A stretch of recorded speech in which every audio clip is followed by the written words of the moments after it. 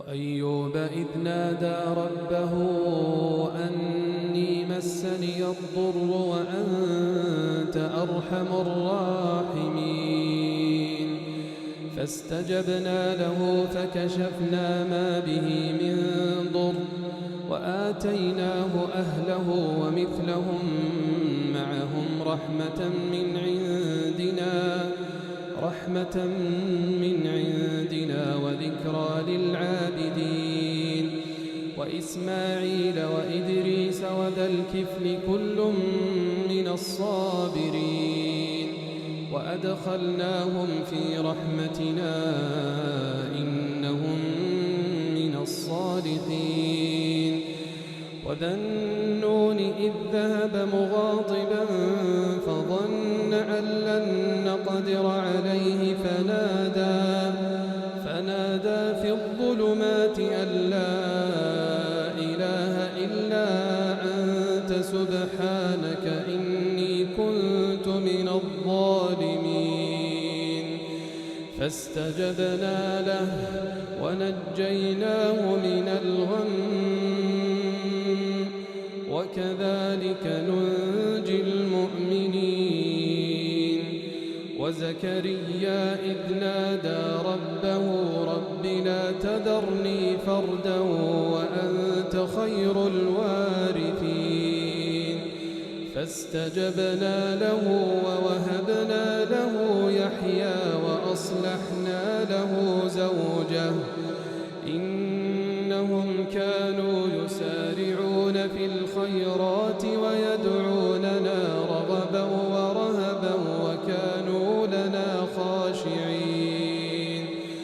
والتي أحصنت فرجها فنفخنا فيها من روحنا وجعلناها وابنها آية للعالمين إن هذه أمتكم أمة واحدة وأنا ربكم فاعبدون وتقطعوا أمرهم بينهم كل إلينا راجعون فمن يعمل من الصالحات وهو مؤمن فلا كفران لسعيه وإنا له كاتبون وحرام على قرية أهلكناها أنهم لا يرجعون حتى إذا فتحت يأجوج ومأجوج وهم من كل حدب ينسلون واقترب الوعد الحق فإذا هي شاخصة أبصار الذين كفروا يا ويلنا قد كنا في غفلة من هذا بل كنا ظالمين إنكم وما تعبدون من دون الله حصب جهنم أنتم لها واردون لو كان هؤلاء آلهة ما وردوها وكل فيها خالدون لهم فيها زفير وهم فيها لا يسمعون إن الذين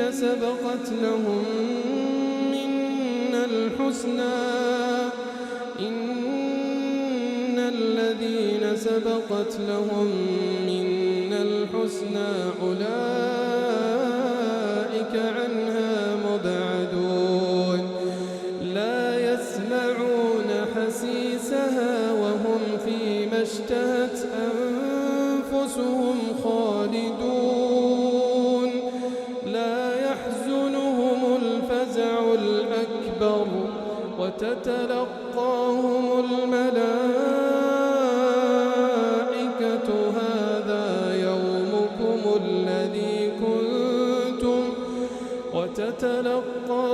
الملائكة